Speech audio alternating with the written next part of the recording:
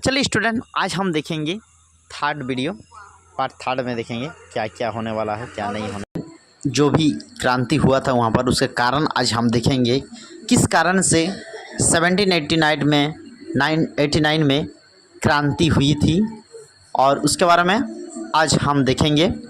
और उसके पहले हम लोग जानकारी प्राप्त करेंगे। पहले हम लोग पढ़ा चुके थे आप लोगों को सेकंड पार्ट में कि लुई 16 के बारे में, लुई 16वां के बारे में, 14वां के बारे में फिर बता चुके हैं, और 15वां के बारे में भी आप लोगों को डिस्कस हम कर चुके हैं आप लोगों के बीच।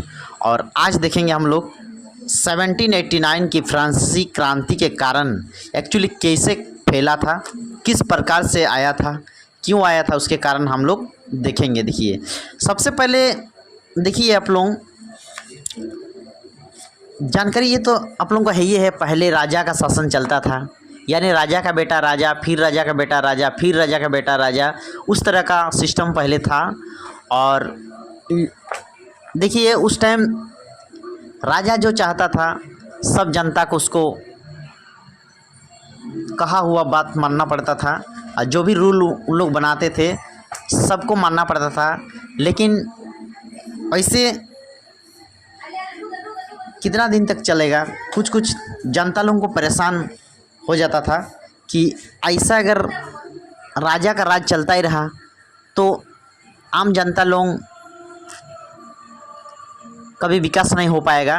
और ये लोग उसीलिए क्रांतिकारी कर दिया कि हमारे यहाँ पर जितना भी राजा है, राजा का शासन है, वो प्रजा में लाएं, और लोकतांत्रिक यानी प्रजा यानी लोकतांत्रिक व्यवस्था लागू हो, संविधान लागू हो, उसके बारे में सोचते रहता था। लेकिन राजा लोग वैसे करने नहीं देते थे, तो इसीलिए क्रांति हुई फ्रांस में। और उसको ही देख के बाकी सब जितने यूरोप का देश है सब का आग बबूला हो गया, और ऐसे करते करते पूरा यूरोप में छा गया। ठीक है, उसके बारे में हम लोग जानकारी देखेंगे। देखिए स्टूडेंट, इसमें कुछ कुछ आवाज़ इधर उधर से आ सकता है, तो आप लोग माइंड मत लीजिएगा, क्योंकि रोड के किनारे हम रहते हैं और कभी कभार आवाज़ एक दो ठो आ जाएगा, तो उसमें कोई माइंड नहीं लीजिएगा। ओके, तो चलिए शुरू करते हैं। 1789 की फ्रांसीसी क्रांति के कारण बहुत सारा कारण यहाँ पर दिख रहे होंगे आप लोगों को। और देखिए आप लोग एग्जाम में आ ही सकता है ये वाला कि फ्रांसीसी क्रांति 1789 के क्रांति का कारण था। सबसे पहला बात यह है कि वहाँ पर समाज 3 वर्गों में विभाजित हुआ था। पहला वर्ग था पादरी, दूसरा था कुलीन, और तीसरी वर्ग था निम्न वर्ग। ये तीनों वर्ग के बीच काफ़ी और असमानताएं थी। फ्रांस का राजा लुई 16वां निरंकुश शासक था। देखिए स्टूडेंट, वहाँ तो राजा का राज था, और ये फ्रांस में जो राजा थे लुई 16, वो ये निरंकुशवादी शासक था, है ना, यानी किसी के ऊपर अंकुश नहीं था, दया की भावना नहीं थी। और उसमें देखिए 3 वर्गों में हम बता दिए, 3 वर्गों में बटा हुआ था। और फ्रांस के लोगों पर टैक्स का बोझ अधिक हो गया था, यानी जो भी राजा था वहाँ पर लुई 16, वो क्या करते थे, फ्रांस में टैक्स बहुत बढ़ा दिया था। हर चीज़ में टैक्स बहुत ज़्यादा था, है ना, ज़मीन जायदाद ऑल टाइप का चीज़ में सब में टैक्स बढ़ा दिया था। तो उसको देखते हुए हम अभी जानेंगे कि पादरी वर्ग किसको कहा जाता था। देखिए, चर्च का पुजारी को पादरी वर्ग कहा जाता था। उसमें उसको टैक्स नहीं लगता था, पूजा पाठ करना ये सब जितना है वो राजा लोगों का काम करते थे, और 20% ज़मीन उसके पास ही था, पादरी वर्ग का। स्टूडेंट देख लीजिए। उसके बाद कुलीन वर्ग था, उसमें टैक्स वसूलना उसका जिम्मेवारी था, उसका काम था, टैक्स वसूलता था, किसान मजदूर के पास टैक्स लेते थे, और अफसर का काम करता था। एक्चुअली वही अफसर का काम ज़्यादा करते थे, कुलीन वर्ग।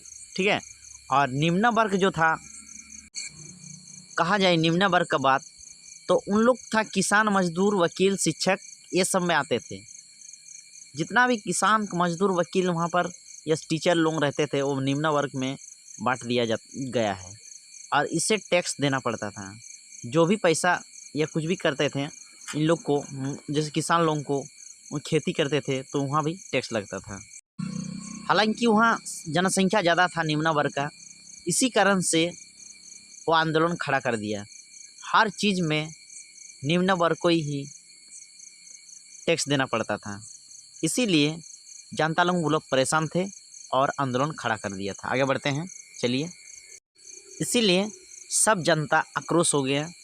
जितना भी वहाँ पर प्रजातंत्र के शासक प्रजातंत्र के आदमी थे, यानी आम जनता लोग लोकतांत्रिक वाला, उन लोग पूरा गुस्सा से ये हो गया। फिर 1789 की फ्रांसीसी क्रांति के पास परिणाम क्या हुआ उसको हम लोग देखेंगे, ठीक है। एक्चुअली परिणाम क्या है तो देखिए, वहाँ रिजल्ट क्या हुआ। इतना जो राजा लोग टैक्स वगैरह सब वसूलते थे, उन लोग के लिए पादरी वर्ग और कुलीन वर्ग रहा करते थे, उन लोग के हाथ में सब कुछ राजा सौंप दिया था। और जो निम्न वर्ग था उन लोग से टैक्स वसूलता था, यानी आम जनता लोग जो थे वो निम्न वर्ग के थे। तो चलिए उसको देखते हैं फिर क्या हुआ, क्या उसका मामला। 1789 की फ्रांस क्रांति के परिणाम क्या हुआ। पहले तो एक नंबर में देखें, लुई 16 या 16वां के राजशाही का अंत करवाया, है ना, क्योंकि वो बहुत ही निरंकुश शासक था। उसका राजशाही जो राजा का जो भी उसका कहते थे कुछ भी करने के लिए जनता के ऊपर, तो वो ख़त्म कर दिया, यानी राजा का शासन से मुक्ति। फिर सेकंड नंबर क्या है, जनतंत्र का स्थापना। देखिए 14 जुलाई 1789 में जनता का हाथ में पूरा सत्ता आ गया, ठीक है। उसके पहले किसका था, लुई 16वां का। अंत हो गया कब, 14 जुलाई 1789 में। उसी के सिलसिले में आप लोग देख लिए होंगे 2 पार्ट्स में। उसमें फ्रांस का स्वतंत्रता 14 जुलाई को मनाते हैं हर साल, ठीक है। तो इसी तरह परिणाम ये आया कि जनतंत्र का स्थापना 14 जुलाई 1789 को हो गया। फिर यूरोप के देशों में राष्ट्रवाद, इसी को देखते हुए पूरा यूरोप में चारों तरफ बवाल हो गया कि फ्रांस में राजा का शासन से मुक्ति होके प्रजातंत्र हो गया। फिर जनतंत्र, देखिए जनतंत्र अगर हम कहेंगे तो इसको जानकारी प्राप्त करना जरूरी है स्टूडेंट। जनतंत्र यानी लोगों का तंत्र, यानी गणतंत्र या लोकतंत्र एक ही होता है। जनतंत्र का अर्थ यानी जनता का शासन, ठीक है। चलिए फिर देखते हैं इसमें आप लोगों का सीरियल वाइज कौन कितना दिन शासन चलाया। 1774 से 1789 तक लुई 16वां का अंत हुआ, और 1789 से 1793 तक लुई 16वां का नाम का राजा था। देखिए अंत तो उस टाइम हो गया था, लेकिन नाम का राजा था वो चेंज नहीं हुआ, तो उसको हटाया नहीं गया था। वो नाम का सिर्फ राजा था, कितना तक, 1793 तक, यानी लोगों का हाथ में सब कुछ था, ठीक है। फिर आता है नेपोलियन का एंट्री 1793 से 1804 तक, यानी 1804 तक, ठीक है। ये काउंसलर बना था फ्रांस में। फिर इसका सम्राट कब बना, 1804 से लेकर 1815 तक वो नेपोलियन सम्राट बना, कहाँ का, फ्रांस का। फिर देखिए कार्यकाल 1815 से लेकर 1824 तक लुई 18वां यानी मेटरनिक द्वारा बनाया गया था। वो जो आपका मेटरनिक आप पढ़े थे, है ना, उसमें परसा का नहीं ऑस्ट्रिया का चांसलर था। और फिर 1824 से लेकर 1830 तक चार्ल्स 10 यानी 10वां चचेरा भाई था उसका। फिर क्रांति शुरू। जैसे ही लुई 16 का अंत होता है उसके बाद नेपोलियन एंट्री करता है और सभी वहाँ का जनता लोगों को ठगा देते हैं कि आप हमें सम्राट बनाइए, मैं सब जनता का भला करूँगा, अच्छा काम करूँगा, जो लुई 16 ने नहीं कर पाया मैं सबके साथ दूंगा। इसी तरह जनता ठग गया। और हम लोग थोड़ा जानकारी लेंगे कि एक्चुअली लुई 14वां, लुई 15वां, लुई 16वां और लुई 18वां ये कौन सा वंश से बिलोंग करते थे, इसलिए जानना जरूरी है ये सभी बुर्बो वंश का राजा थे यानी शासक थे। और 1830 के फ्रांसीसी क्रांति जब हुआ था उसका क्या क्या कारण थे, उस टाइम चार्ल्स टेन आए थे। सभी राजाएं बुर्बो वंश से बिलोंग करते थे। और देखिए इसका अगर बात किया जाए, चार्ल्स टेन के क्या क्या विरोध किए थे जनता द्वारा, और ये भी एक निरंकुश शासक माने जाते हैं। और चार्ल्स टेन का विरोध इसी तरह होता है जैसे लुई 16 का विरोध हुआ था। यहाँ पर देखिए फ्रांस में अक्सर कभी राजतंत्र आ रहा तो कभी प्रजातंत्र आते रहा है ना। कोई न कोई राजा फिर से आ जाते हैं और जनता को परेशान में डालता है। तो चलिए हम देखेंगे अभी चार्ल्स टेन तो निरंकुश शासक था ही, और वहाँ का देखिए मैटरनिक की प्रक्रियावादी नीति। देखिए प्रक्रियावादी होता है यानी कोई सुधार नहीं करना, यानी कोई भी सुधार वो नहीं सोचता था मैटरनिक, है ना।